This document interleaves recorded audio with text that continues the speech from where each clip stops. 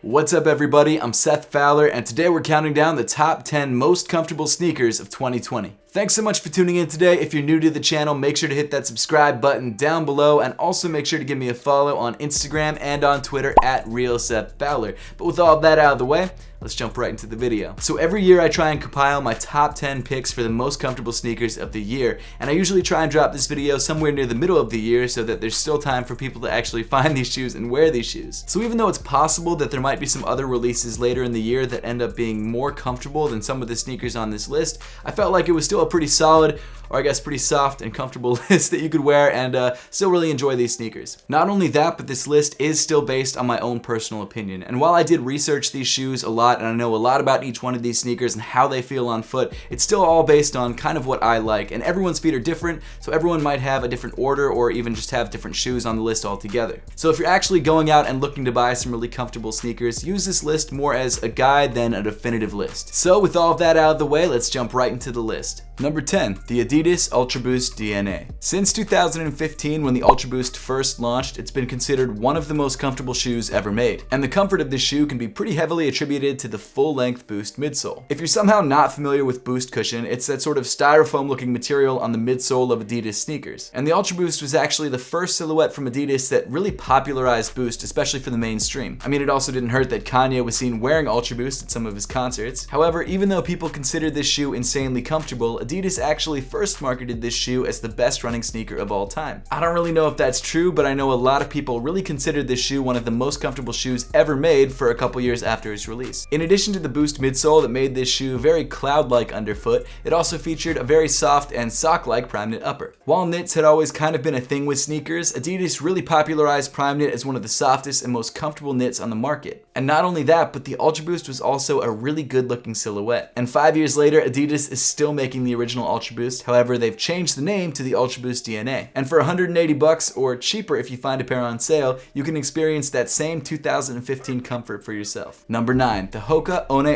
Bondi 6. The Hoka brand might not be that well known within sneaker culture, but if you look more on the running side of things, you'll notice that it's one of the most respected running brands available. And the Bondi 6 is widely considered to be the most comfortable Hoka sneaker. Visually, this shoe is a little bit big, I'll give you that, and it's not really dad shoe big, it's more of just kind of brick big, but it's still not a terrible looking sneaker, and the comfort benefits that you get from this shoe really do make up for the aesthetics. The upper of this shoe is insanely plush, and somehow, even with all that crazy padding going on, it's still pretty breathable, especially because of the mesh that you have on the toe. It almost feels like you're sticking your foot into a pond of pillows. It's a really weird metaphor, I don't know why I use that. And if a stupid comfortable upper isn't enough for you, you've also got a compression molded EVA midsole, which again is surprisingly thick and does offer some pretty nice impact protection. If you're looking for a running shoe that's going to keep your foot in the most pillowy sort of enclosure possible, the $150 Hoka Bondi 6 is a great way to go. Number 8, the Nike Epic React Flyknit 2. I actually featured this shoe on last year's list of the top 10 most comfortable sneakers, and the reason this shoe is back this year is because Nike still hasn't dropped a replacement yet. I'm sure they will at some point, and I wouldn't be surprised if it's more of an iterative improvement than a complete overhaul, but until then, the Epic React Flyknit 2 is still a pretty great sneaker. The Epic React 2 features a full Flyknit upper which feels great on foot and is incredibly breathable. One of the things that I love about Flyknit, even though it's a knit and it is still pretty soft, is that it still gives you some structure and support. I don't know how Nike does it. I don't know if it's because the knit is a little bit stiffer than something like prime knit, but for whatever reason, it feels great on foot. Not only that, but as the name would suggest, the Epic React 2 features a full-length React midsole. React is a very soft foam cushion that's kind of Nike's response to Boost. However, it isn't as soft as Boost. But because of that, some people prefer it over Boost because it's more stable and it doesn't bottom out as much. In my opinion, it has a much more springy and responsive feel, and I think runners definitely prefer that over Boost. Comfort-wise though, the $150 Epic React Flyknit 2 is still incredibly soft and it still feels great underfoot. Number 7, the Adidas Yeezy Boost 380. This shoe is definitely the most hyped up sneaker on today's list, and it's also probably going to be the hardest shoe to find in store. Kanye's Adidas Yeezy line have produced some of the most popular sneakers of the past decade, and a majority of them actually feature Boost in the midsole, which also makes them pretty comfortable. The reason that I put the 380 on the list instead of any of the other Yeezy Boost sneakers is because, in my opinion, the 380 is is just the most comfortable by a long shot. The Yeezy Boost 380 features a full-length Boost midsole that, unlike the Ultra Boost, is actually encased inside a thin rubber wall. So even though there's actually a little bit more boost in the Yeezy Boost 380 than the Ultra Boost, because the Boost is actually encased, it's not able to expand as much, which actually makes this shoe a little bit more stable. The upper of this shoe also comes in prime knit. However, the prime knit is a little bit stiffer than the original Ultra Boost and actually gives you a little bit more support. So all around, it actually seems like the 380 is a more supportive shoe than the Ultra Boost. That said though, I wouldn't run in this shoe. This is not a performance-driven sneaker. This is more of a lifestyle shoe that kind of has some performance features. But enough with the comparisons with the Ultra Boost, because at the end of the day, the 380 is just a different sneaker altogether. Comparing the shoe to the 350, however, the other Yeezy sneaker that features Boost, this shoe is significantly more comfortable. And even though these shoes do look pretty similar, there are actually some pretty big changes when it comes to comfort. The first is actually the width of the sneaker. The 380 is a wider sneaker than the 350 V2, and because of that, it actually just fits more people's feet. The 350 V2 wasn't uncomfortable, but it came to a point at the toe of the sneaker which sometimes could mash your toes together. The 380 is much more foot-shaped, and so it feels a lot more natural when you're wearing it. Of course, we've already mentioned the full-length Boost midsole, which actually has more boost than a pair of 350 V2s, making it a little bit softer. And the other major change on the 380 is that they actually swept up the heel area of the shoe to make your footsteps much more natural when you're walking.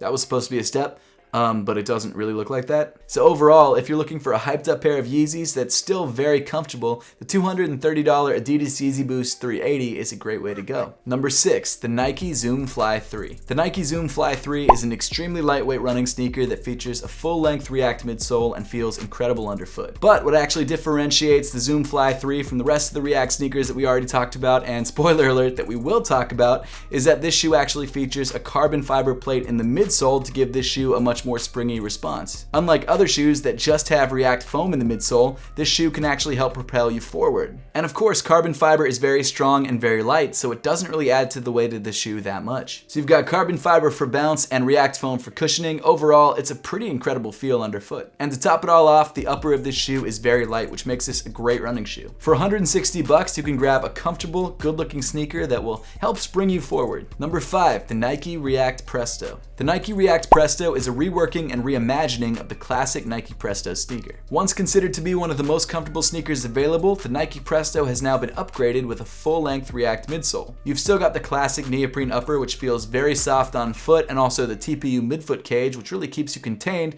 and overall, it's just a very comfortable sneaker all around. And the Nike React foam definitely plays a large part in making this shoe as comfortable as it is. The Nike React Presto is definitely a lifestyle sneaker, and not a shoe that I would really recommend going out on runs with. And because of that, it doesn't feature some of the newest technology like the Nike Zoom Fly 3. Aesthetically, the Nike React Presto is definitely one of the more polarizing looks on the list, but for only $130, you're getting a very comfortable shoe that you can get in pretty much any colorway. Number 4, the New Balance 990 V5. This is definitely a dad shoe, and as popular as dad shoes are right now, or were over the last couple years, you're still probably gonna get some comments about this one. But for a lot of people, the comfort that this shoe offers you is probably worth the odd comment from that teenager down the street who only wears V-Lone. The New Balance 990 features a ridiculously well-padded upper with a dual density foam collar. And to be honest, it is a really nice looking shoe. The upper of the 990 is comprised of pigskin and mesh, and it also comes in a couple different colorways. So if you're not into that sort of dad shoe gray, there are a few other options. For $175, you're getting a very comfortable everyday sneaker that will probably last you a long time. Number 3, the Nike Air Force 1 React. This year, Nike decided to reinvent the classic AF1 silhouette by giving the shoe React. I know it seems like every Nike shoe has React at this point, and to be fair,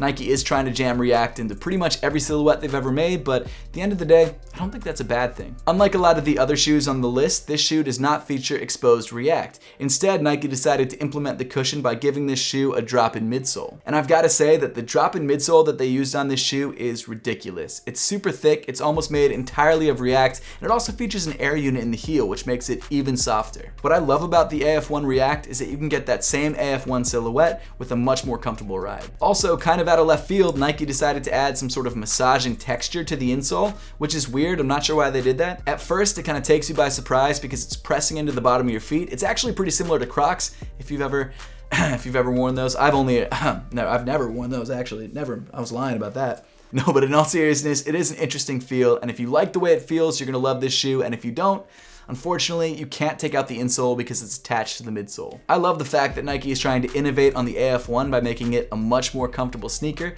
However, I wish they had just made the shoe look exactly the same as standard AF1s. I don't know why they had to try and modernize it by adding mesh and a weird like outline of a Nike swoosh on the side. I think visually, it's kind of a miss. Not to say the Nike AF1 React is a bad looking shoe, but when it's based on a shoe that's so iconic like the original AF1 Low, why not make it look the same? But at the end of the day, it's a pretty decent looking sneaker and it only costs 120 bucks. Number 2, the Nike Pegasus 37. I actually just finished reviewing this sneaker on my channel, and if you guys missed that review, make sure to check out the link at the top of the screen. The Nike Pegasus 37 is the latest in a long line of Nike Pegasus running sneakers. However, it is a pretty major upgrade over the Pegasus 36. Nike decided to get rid of all the old Cushlon foam and give the shoe a full-length React midsole, which is actually accented by this giant 4-foot zoom unit. And I've got to say, the comfort of this shoe now is out of this world. For the last couple years, Nike has also been creating a pretty similar sneaker called the Pegasus Turbo or the Pegasus Turbo 2. And while I feel like the Pegasus Turbo 2 could be on this list,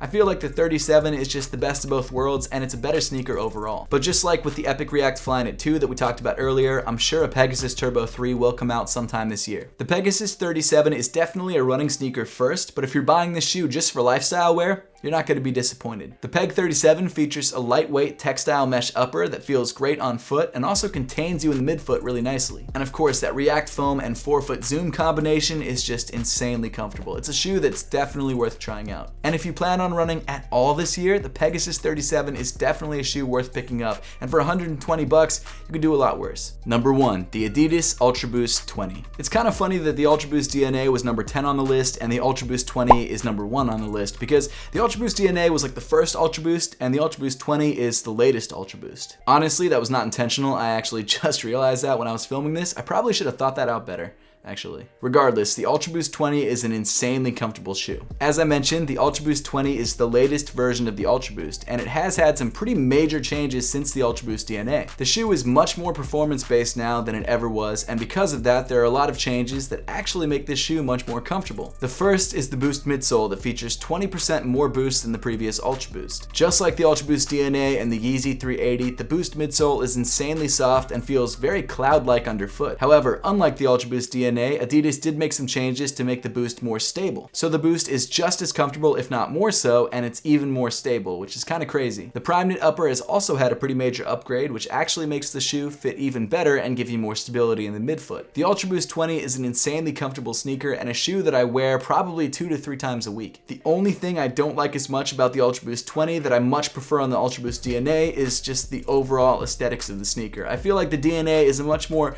lifestyle looking shoe and the 20 is a much more racing or running inspired sneaker. And there's nothing wrong with that. I just prefer the way that the DNA looks over the Ultra Boost 20. And with the Ultra Boost 20 for 180 bucks, you're probably getting one of the most comfortable sneakers that money can buy. But that pretty much wraps up the list for today. Now I would love to know your thoughts on this list and which shoes you liked best. So let me know in the comment section down below. And as always, thank you so much for watching. Make sure to subscribe if you haven't yet, and I'll see you all in the next one.